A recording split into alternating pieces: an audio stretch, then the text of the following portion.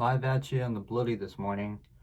Just thought I'd do a quick Death Grips tier list here. Been just thinking about doing a Death Grips tier list, one of the tier lists I wanted to do here on my channel, and I've been a big fan of them for quite a few years and very familiar with their discography. And I just got this tier list here on this tier maker like I usually do, and I had lined up all the albums and releases, EPs, in chronological order that they were released. So I was going to go ahead and go through them. Death Grips, really incredible group, as people probably who are watching this video probably know. Really like them, very unique sound, just incredible discography. Wouldn't be mad if they never make anything or never release anything again. I think their discography is just about perfect how it is. But without further ado, let's dig right in. We got the first one here with their first EP, just entitled Death Grips, and it's only like 3 songs on this thing. I haven't really listened to this too much over the years, honestly. It's very similar to this very like raw style of Ex-Military, and yeah, I just don't really see myself going back to it that much. I don't really like it that much. I think it's pretty low for me, so I'm probably gonna put that in the C. Just not really that special to me. It's just fine. It's a death, like early Death Grips. If you like that raw kind of style, then go for it, but it's not really what I'm looking for too much with them. But yeah. Next we got Ex-Military, their first full-length mixtape. This, I remember when I was really getting into them, I was listening to this quite a lot, and it's a very unique album, very cool album. It doesn't really stand up too much as like with like the rest of the discography, just for me personally, but it still is a really solid album, really solid. Just sampling is incredible, really interesting and cool, and it has this raw sound to it as well that's really cool. But I think I'm gonna put it up in the B. That just sounds like a good spot for it. Just not like standing out as one of my favorites, but still really great, really awesome project there. Next we got The Money Store, the first full-length studio album.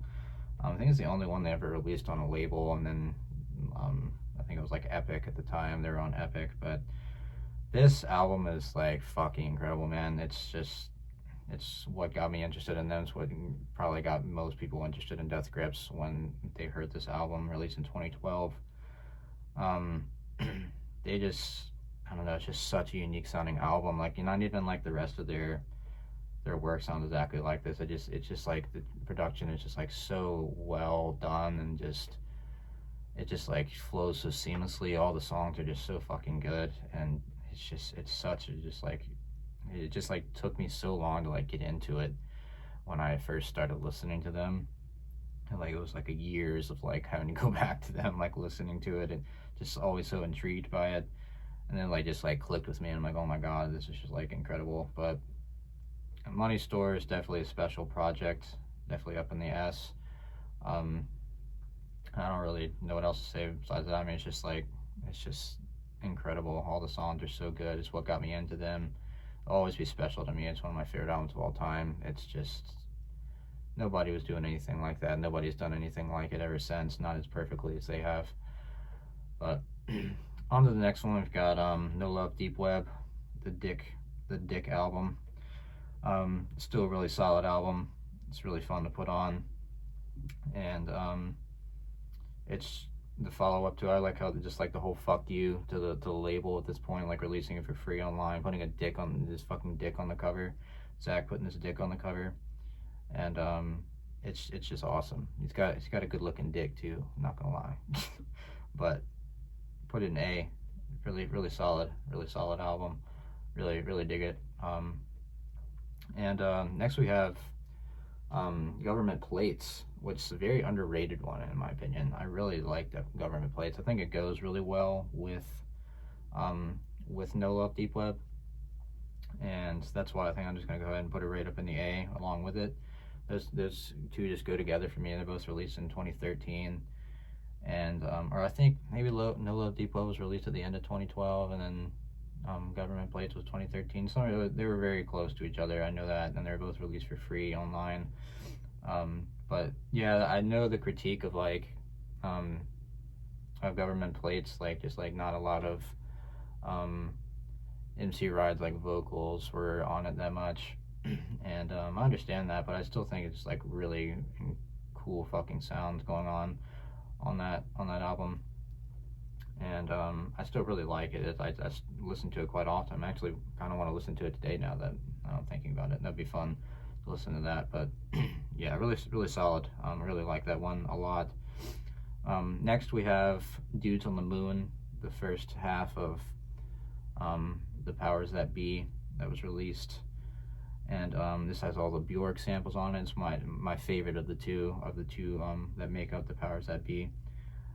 So definitely A tier for me. Really like that one. Just coming in with like Up My Sleeves, like that, just like when you listen to that shit on headphones, it just like consumes you, man. It's just like so fucking good. And when the beat like really drops in, it's just like trippy and like, oh, it just sounds so fucking good. There's so many good songs on that fucking shit, man. It's such a great project.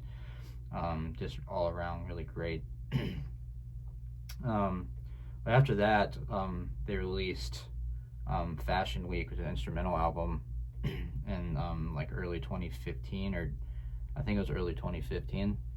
And this, I actually really liked this album. I put it on quite often. I still listen to it quite often. Really great instrumental tracks. And so I'm just gonna have to put it up in the B. Like yeah, it's really solid, I'd say. I like it quite often. Like I listen to it quite often, and I like it pretty well. So a lot of people don't really listen to the instrumental stuff as much, but I find myself listening to it quite often. Actually, it's just fun to put on. Sure, it's not like exactly what makes Death Grips, but I still just think it's really good stuff. Next we've got Ginny Death, the second half of The Powers That Be.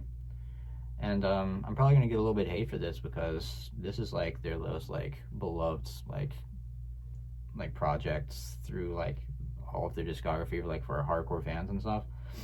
But I don't really love it that much. I mean, yeah, I'm a big fan of like metal and stuff like that, but I just don't really like it that much with this for some reason. It's just like really not that, doesn't really do it to me that much, but it's still really great. I still like listening to it, but not really my favorite, so I'll put it up in B as well. I think it'll go along with those pretty well. That sounds right.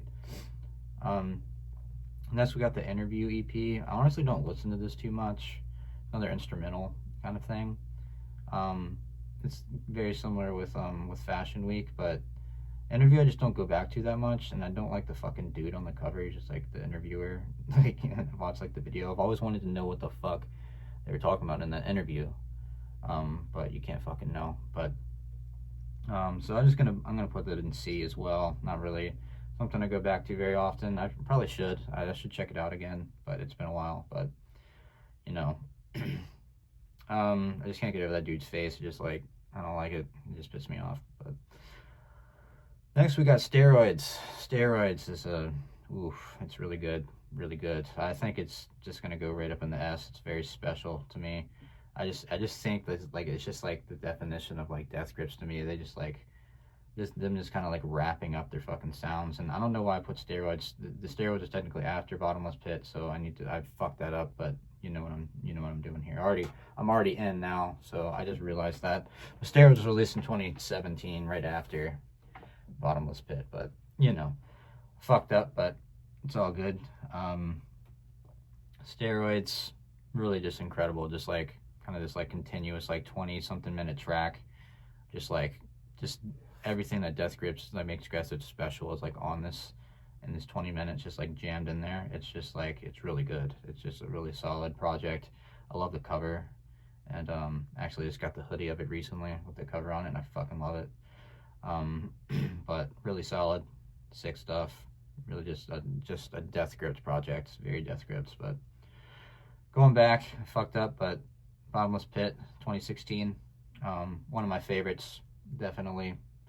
What really got me into them, and listen to this quite often. It was really a great album. And although just like the first two songs are just wild and crazy, comes in with that blast beat on Giving Bad People Good Ideas, and then you go into fucking Hothead, this fucking crazy ass song, and then the rest of it's just like solid fucking like Death Grips just sounds and shit. It's just fucking sick. Really great album. Something to stick out. There's one of the most underrated songs, I think, the song Warping. I fucking love that song. Oh, I fucking love that song. It's really great. And you got like Baby Poison and 3 Bedrooms in a Good Neighborhood, shit like that, all that. There's just like so many solid songs. And the fucking outro, the last song is on the self-titled track, Bottomless Pit. That shit is fucking hard. I fucking love that outro song. But solid A for sure. Really fucking sick album. Really dig it. Now we're on to Year of the Snitch, the final release. Came out in 2018. I kind of hope this is the final release. I hope they never release anything again, honestly. It's just like, the discography's perfect. They're just like this like figment of the 2010s, and just the progression of their music in that time was just like perfect, and it's just like, it's just so good. But really solid as well. I really like Bottomless Pit. This is one of the most unique out of all of them for sure. But I think it's gonna be kind of on the verge of like A and B, but I think I'm probably gonna put it in B. B just feels a little better to me. But it's really on the verge. It'd probably be a top B out of all of them. But it's just such an interesting sounding album. The album artwork is like unsettling and makes me uncomfortable. I think a lot of people say that, but yeah, it was a great ender to the discography, I'd say, and it's just really solid.